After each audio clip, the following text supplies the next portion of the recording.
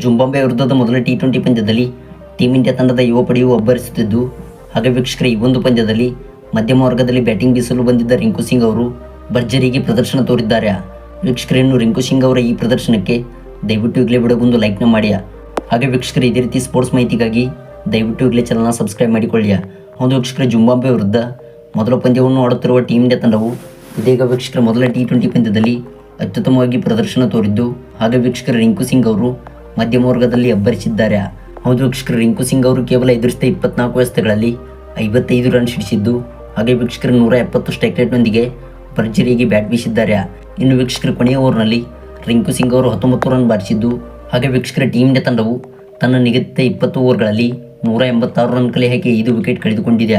ಹೌದು ವೀಕ್ಷಕರು, ಈ ಒಂದು ಮೊದಲ T20 ಪಂದ್ಯದಲ್ಲಿ ಟಾಸ್ ಗೆದ್ದು ಮೊದಲು ಬ್ಯಾಟಿಂಗ್ ಆಯ್ದುಕೊಂಡಿದ್ದ ಶುಭ್ಮನ್ ಗಿಲ್ ಅವರು ಭರ್ಜರಿಗೆ ಶುಭಾರಂಭ ಮಾಡಿದರು.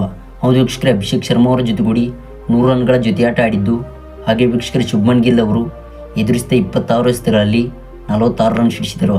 ಇನ್ನು ವೀಕ್ಷಕರ ಮೊದಲ ಪಂದ್ಯವನ್ನು ಆಡಿದ ಅಭಿಷೇಕ್ ಶರ್ಮಾ ಅವರು ಕೇವಲ 18 ಎಸೆತಗಳಲ್ಲಿ 52 ರನ್ ಸಿಡಿಸಿದ್ದು, ಹಾಗೆ ವೀಕ್ಷಕರು ಭಾರತ ತಂಡದ ಪರ ಮೊದಲ ಪಂದ್ಯದಲ್ಲಿ ಅಬ್ಬರಿಸಿದ್ದಾರೆ.